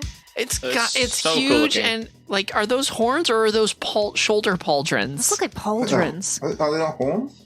I thought think they're horns. pauldrons. Oh no, you're right. It's a bit like Gypsy Danger. Ooh, yeah. They're wide enough out that he can shrug Yeah, without impaling yeah. himself, which is ahead of most video game armor. Yeah, now that I see it, it's definitely pauldrons. You're Well, right. if it was video game armor for a female character, then it would be just a bikini. That would probably offer even greater protection than a Scriff power armor. Script Power Bikini. I mean, it does kind of have a Samus Aran look to it, though. Right? It does. Souped up version of a Varia suit. They turn back and they first look over everyone that has suddenly appeared in this room. And then you see their head go up towards the Dervish. What are all you doing here? You. I see you've come to try again. Well, as before, it won't work. And then they seem to take another second and look back down at everyone else. And their helmet rises up and out of the way. And they say, "What? I thought all of you were dead." No, Wait, no, no, Wait. no. Who is that? Is this No. Was that this Tank? like alternate version Uzi? What is? You guys look up and you see the green face of an older, grizzled-looking Uzi. Omega Chief. Omega War Omega Chief. Chief. You've already lost, Dervish. I'd better have left a hell hateful yeah. corpse. Oh, we can't lose. Koto, you now realize that you had seen this ship on holovids, and whenever Omega Chief Uzi put out word to the troops, this place was behind them. Yeah. Oh, that's so cool. Oh, it is alternate dimension Uzi. Oh, that's Koto kind of just gets her second wind and says, "Infantryman Koto Yoshitada reporting for duty, sir." They look down over at you, and you're not sure if it's recognition or just acceptance that you have saluted and you are part of the Wasty Space Armada. But they give you the most confident nod you've ever seen. Power's just like massive sparkly eyes behind Koto. I'm just waiting for like the barrage of rockets to go flying past us and into the Dervish. Para's eyes turn into hearts. I knew it was true. The Omega Chief. Legendary. Ozen may not know what's happening here, but I pledge loyalty to you, Omega Chief. they look over and like they give you a thumbs up in their power armor. Oh my god. As from inside the arm, a chainsaw comes out and begins whirring. So cool. Yeah, now they're hot eyes. And they just start charging across the map. They move between Koto and Whisker, and they're going to take a chainsaw swing at the Dervish. Yes. just shaking Koto, being like, the Omega Chief. You picked the wrong place to go, it seems. What are you talking about? I don't even chainsaw. Oh, I love it so much. Chainsaw. He certainly got a glow up, didn't he? So the chainsaw comes in and the Dervish grabs the arm and the chainsaw essentially is trying to press down and they're having this strength war. Oh, he's doing like the clap against the chainsaw. The anime grab. And Uzi's just trying to push the chainsaw down onto the Dervish. And eventually the Dervish's hand set on fire and he pushes the chainsaw away. Oh, hell That no. was so metal. So cool. Oh my god. Ponch's out there. As we pop back over. Looks over at Koto. Why is To your the Omega real Chief world. so much cooler? Koto, we have to have a cool name for the move now. Omega Chief is here. Oh no, Oh, we that got it. We armor got and it. the art. Oh my god. So sick. Only the best for the Omega Chief. Of course. Don't you see why I joined the Wasty Space Armada with this Of course. yeah. propaganda I never poster? doubted Koto. Leadership you can believe in. This is supposed to get joined up. Uzi wants you for Wasty Space Armada. Uzi's even smaller than Scriff was, right? We're, They're about the same size. yeah, same? they were a little shorter.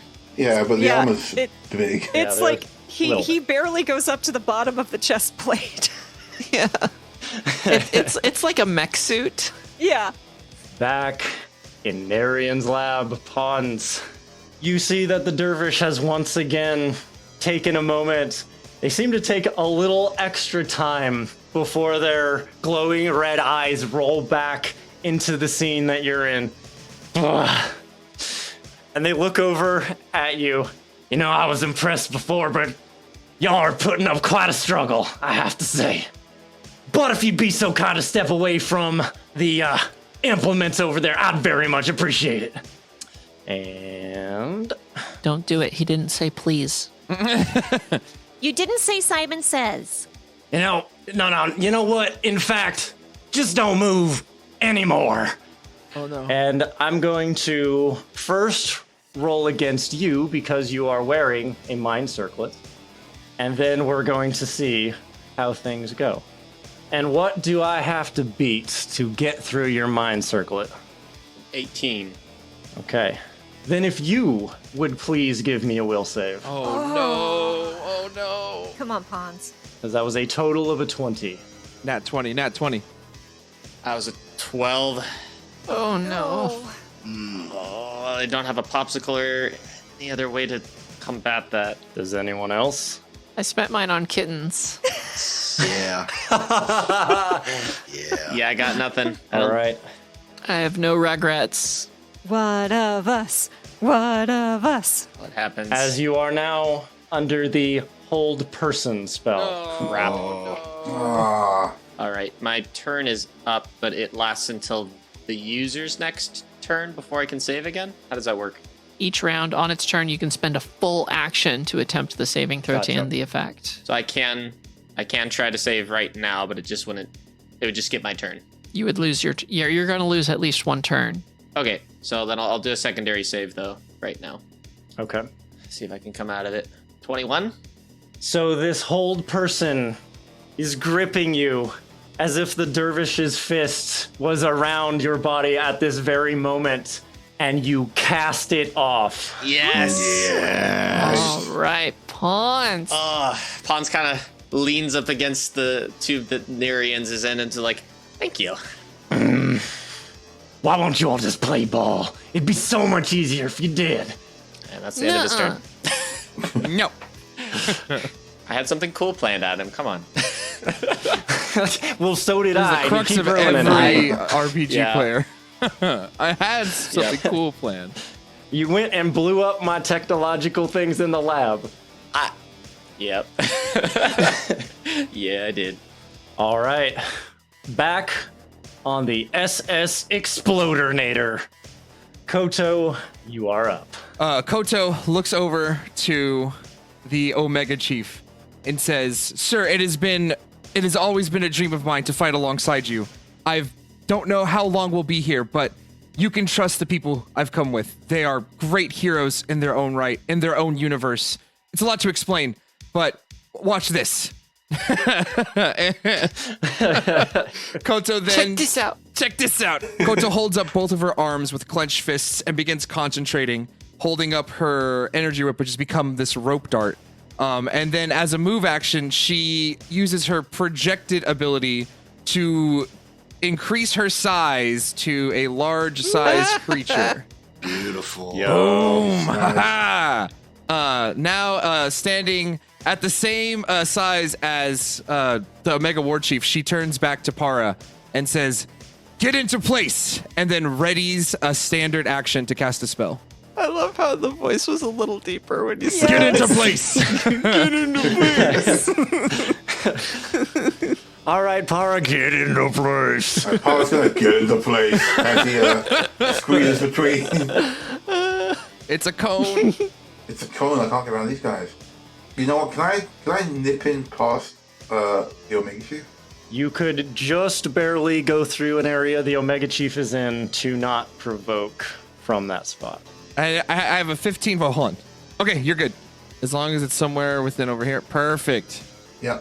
Cool. Yeah. Para looks at the giant Kodo, looks up, nods, and then I am so excuse me, and just like squeezes past.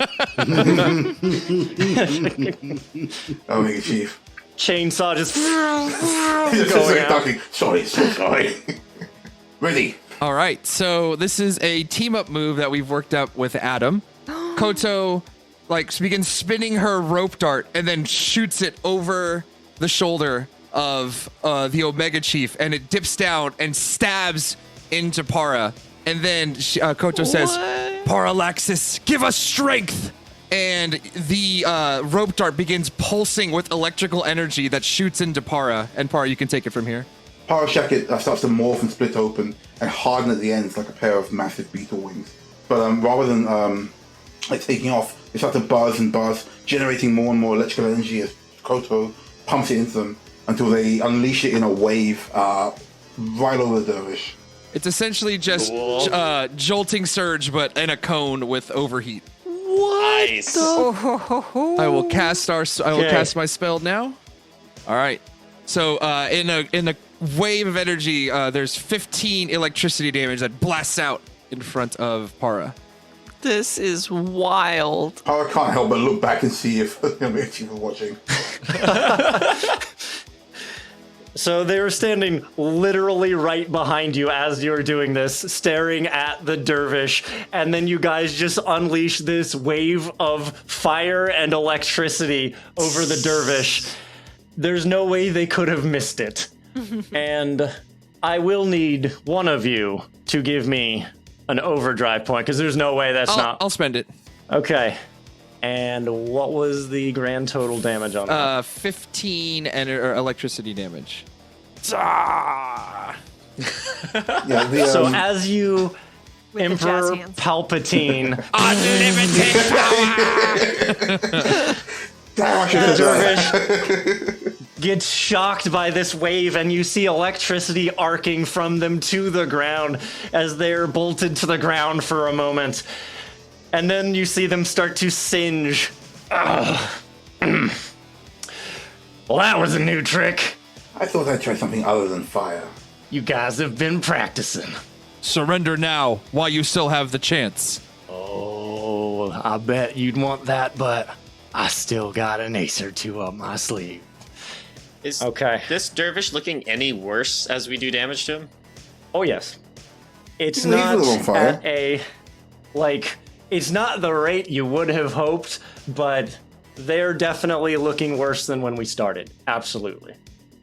They're not just an immortal being in here. Just curious if their health pools are separate or the same. Hard to say. Yeah. Hard to say. Who's to say? Not the GM. Well, let's see about that. Why don't we? You guys are in a fun spot right now.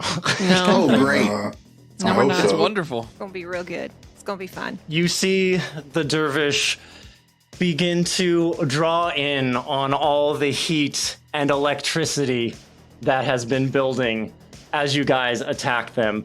And they are going to cast a spell, which means people in melee get to take a shot at it. Yes. Okay.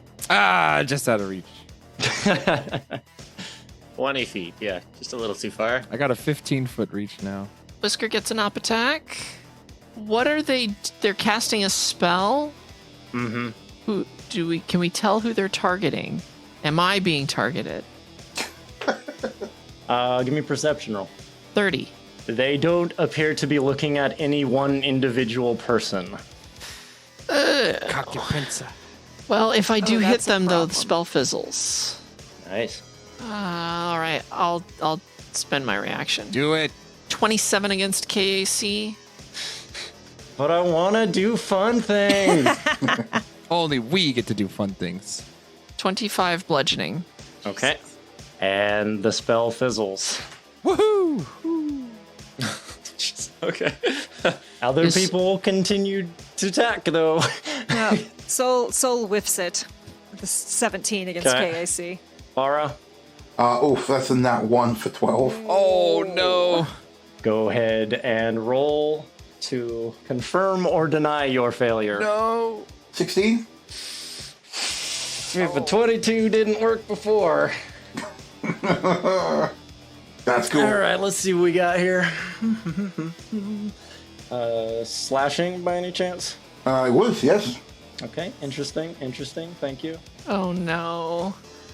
Oh, this affects pawns on the outside world again, but in a negative way.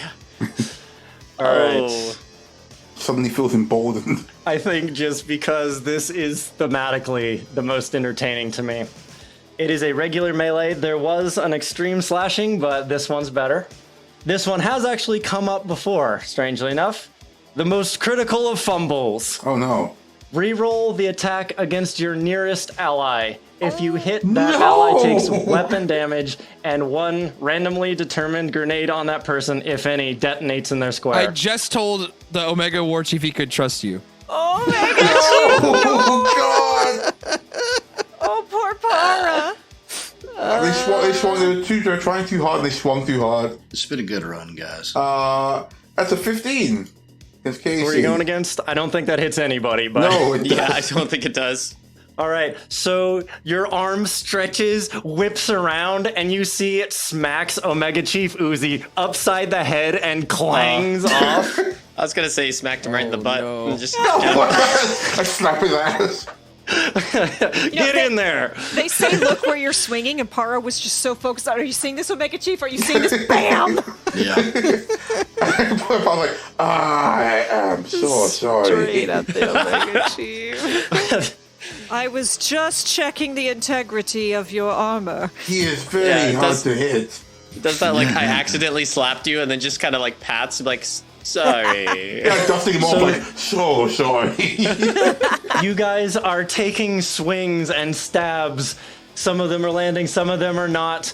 And in the distraction of that, Omega Chief Uzi is able to find an opening with a 30 versus KAC. Nice. Omega Chief. And we're gonna do some chainsaw damage. Is that your chainsaw Yeah, noise? that's my chainsaw noise. It's like it's a That's what little they make slow in to Japan. start. Okay. It's starting up. Yeah, it's a gas-powered one. Well, you changed the sound now. That's the time. It's a different universe. They sound different. It's a new chainsaw. I just installed this yesterday. He's got 2 chainsaws. Yeah. One older one and a new one. So the chainsaw blade comes straight down across the chest and it tears up their no longer perfectly black manicured suit as they do 42 slashing damage. Wow. And you see this big gash open on the Dervish. I'm just gonna let Uzi solo the Dervish. And they stop and look at all of you. You know, for a while I took you all as weaklings, but you have proved that is not the case. I respect that. And they look over past 5e and they see Myrani, who's just sitting there back against the wall, kind of staring at whatever is happening right now. They seem to be conscious and they're looking between 5e and the Dervish with these wide eyes. And the Dervish just shakes their head and points right over you, 5e, and says, "Don't worry, boy. Your punishment's coming soon enough." Oh. And then they look back at Koto and Para, who had just asked for Parallaxis's help. And they say, "Well, fine. If y'all are gonna call out to a god for help, I might as well do the same." No! Oh no. Oh no. Oh no. And they close their eyes, and you see this happening both inside this dream and Hans, you also see the Dervish just close their eyes and stand perfectly still for a moment as the scenery once again begins to warp out from under you. Boy. And I'm going to move everybody to a new scene. Oh my god. Bye bye, Omega Chief. Including War Chief. No, it's good. It's everybody. I think you included pawns in that, everybody. Yeah. As the scene around you is not pulled into a portal so much as it is simply deteriorating around you. And the Dervish says just before the whole scene breaks away, "Don't worry, Goblin, I'll be coming back for you too." And he grits his teeth and tenses up, and this red energy begins to stretch out, causing you guys to flicker in and out of consciousness. Para, as the darkness begins to fade and this pain begins to coat your body, your form begins to spike wildly like a porcupine.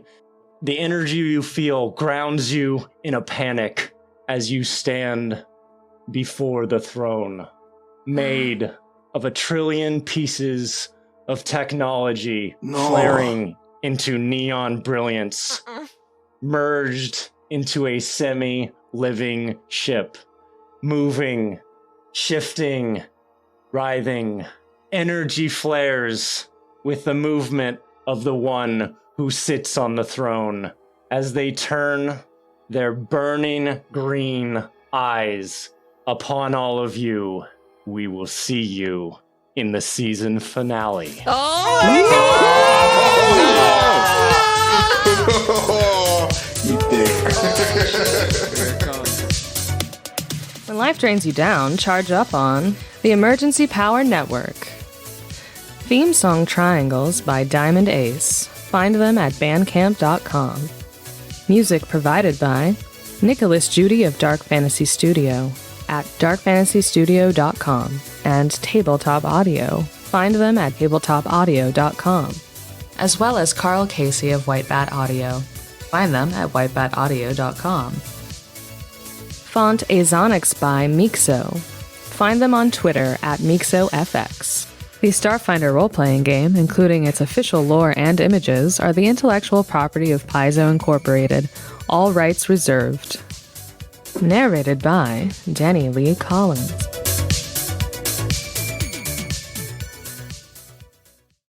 I'm like sitting here thinking, man, it would be nice if we had a popsicle to undo that nat 20. And then Leslie's like, kittens! I want kittens! I'm so happy that happened. It was amazing. I really worried that I jumped the gun on using it to help you with the acro check, and now I'm like, yeah, no. I'm still doing better than Leslie. It's fine.